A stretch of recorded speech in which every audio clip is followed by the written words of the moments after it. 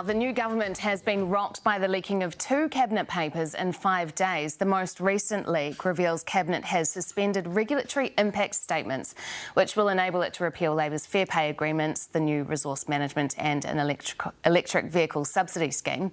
An earlier leak revealed Treasury told the Workplace Relations Minister about the benefit of fair pay agreements to women, young people and Māori. Prime Minister Christopher Luxon joins us in the studio this morning. Good morning, good to be with you. Lovely I see Ryan's already taken off for the week, has he? What's going on? Well, you know, he's checked out. He's having a long weekend. It's a new job and just shoots through. What is with him, eh? But he'll be back on Wednesday. Good. Now, I wanted to ask you about Cabinet. Cabinet barely even met this year, and already we've had the leaking of 2 confidential papers. Does that concern you? Well, look, there's 2 things going on here. First and foremost, I have every confidence in our Cabinet members and the people that are sitting around the Cabinet table. The first issue was the leaking of a FPA Cabinet paper, which would be released in due course anyway. But what had happened here is that the Ministry for Business, Innovation and Employment actually proactively undertook its own investigation, and that's still ongoing. The second one is actually quite different. It's saying, look, on issues where we've got our 100-day plan and we've got legislation that we're repealing, we think it's a huge waste of time for everybody to go off and create a regulatory impact statement, particularly given that's our plan is to repeal that legislation. Otherwise, you've got people just working and churning, generating papers that are never going to be read and not that relevant to the decision being taken. So what we did is brief Treasury, and then Treasury briefed thousands of public servants in order for them to understand that's a directive from the government that we don't want people working and spinning wheels, essentially, trying to prepare documents that no one's reading. So do you categorically know that those 2 leaks did not come from anyone sitting around the Cabinet table? Absolutely. And that's why you saw MB actually proactively of its own volition actually raise the issue with us and say that it would commence its own investigation on the first one. And the second one, frankly, is there are thousands of public servants that needed to be informed by Treasury. They were doing their job of telling everybody this is the approach that the government wants. It could have been many, many people. Yeah, and that approach isn't that different from what we saw from a Labor government in 2017 as well. Right. So it's just to make sure that as we go through that 100-day plan, which we're really fixated on delivering, that we're not wasting time and driving bureaucracy into decisions that we've been very clear about for the last year or 2 in opposition that this was going to be happening, and that's what we're doing. The Waitangi Tribunal report to Ngāpuhi, have you read it? No, it only came out last night. It's 2,000 pages. There's quite. Have you got a copy of it? We will have, yes, but there's quite a lot for us to digest and to work our way through, and that's what we'll look to do in the next wee while. Some of the recommendations are an apology from the Crown, return of Crown-owned land in Northland to Ngāpuhi, financial compensation, and looking at the constitutional framework to do with governance. Are any of those recommendations workable for you? Well, look, again, we'll have a good look at it. It's 2,000 pages. It'll be pretty dense. It's taken 7 years, I think, from the Waitangi Tribunal to prepare the report. So in fairness, having only just had it dropped last night. We'll have a good look at it. I mean, the thing that is, we're not up for is, we are one sovereign state in this country. We're not 2 sovereign states, and that's something that's been a belief for a long period of time, and it's on that basis that we commenced, treaty settlements, for example, 40 years ago. What we do want to do with Ngāpuhi is actually work with them when they're ready to actually, to close out treaty settlements. It's important now that we kick on, close out the remaining treaty settlements and move forward. Will you go to the dawn service at Waitangi?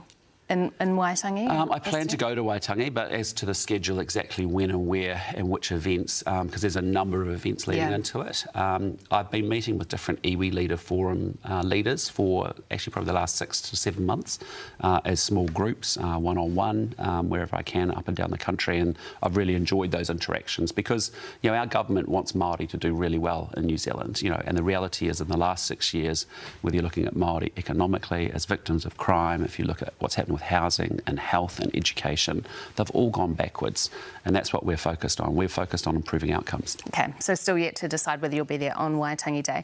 It's a time of year when we reflect on the year that has been. Quite a big year for you.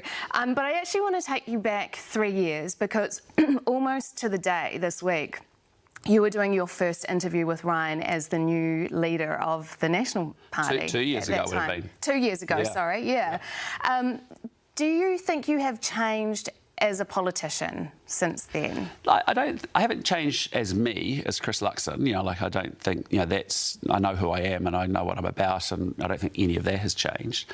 But the reality is that, you know, I came into politics just 3 years ago. We had 6 months of that first year in lockdown, and as soon as I came back, I was then appointed the new leader 2 years ago. And then obviously we've been on a run from the last 2 years into the election and into this job now. So, you know, but the reality is what I've had to learn is actually the political process, and political media is very different from what my previous life was all about in that media sense. So there's been a lot of things that you are learning, but, you know, you are learning very, very quickly, because probably my rise into politics or ascendancy through politics has been something that hasn't happened before in New Zealand. So it's quite a unique situation. Have you had to have media training? Well, we have media training available to our whole team at work, and so for the National Party, and it has been helpful and important just to, but not intensive, but just sort of like be able to talk to people and say, well, how do you answer a question that because you're wanting to tell everyone the answer in as clean as possible way that you possibly can, right? I think there will be few politicians who haven't had media training. I think a lot of the criticism that is out there from members of the public when they see political interviews is they kind of feel like MPs sometimes don't answer the question. Well, I think that's the problem, and that's the challenge that I'm conscious of as well, is that with all the, you know, if you read anything online, for example, at 4:30 this morning, you won't be getting out of bed, I'm telling you. So you've got to be connected to mission and purpose as to why you want to do the job. Yeah. And then your challenge is, right, how do I communicate what we're doing in the most effective way I can? And that's quite difficult at times when you depending on which questions you've got and which formats you're being asked the questions as well. So, you know, you've got to keep working at it to try and make sure you can communicate effectively. This is our AM time capsule. And very nice. We've got some Did you decorate the box yourselves? Well, Emma Olsen did, and in 6 months' time, when we check back in on it, there will be a few things that might have to change. But he is refusing to let us take him off in the meantime.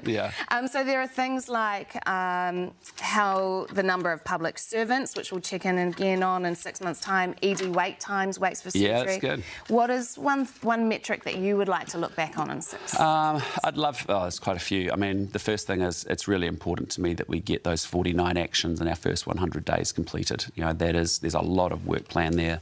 There's a lot of activity. So that's probably what I'd stick in. Okay. And finally, just a token of our appreciation this year for coming in so early, often. Yeah, no, thank you so regularly. Much. Do you want me to open it now? Yeah, okay, do. Cool. I do have a gift for you guys, but I thought we might be doing gift exchange at the end of the week. Yes. And you're obviously breaking a lot earlier than the rest of us. I am. Some of us are going through to the 22nd of December. It's kind of embarrassing because usually you guys finish early as well. No, we've got a lot to do. This is amazing. Now, the picture on here was an idea from Mitch Redman, our wonderful AM reporter Mitch Redman. Yeah, he's great. Carried out by our graphics department. This was while the negotiations were going on. So can everyone see that? It's like we've got a very badly doctored. Well, no, it's actually a lovely Photoshop picture of the of the scrum that was going on in the negotiation room. The negotiations. I love that. That's fantastic. And is each Also, one picture the same way. Oh, very good. Yeah. Okay. We thought you would just like to be reminded of that every single month. Well, I think Winston Peters played in the parliamentary rugby team. Yes. Yeah. Well, no, he did, but then he was also the media liaison. He was media liaison manager. He's done it all. He's done it all in his time. 9 minutes away from 7. We really have appreciated your time this year. Thank you very much, Prime Minister Christopher Luxon.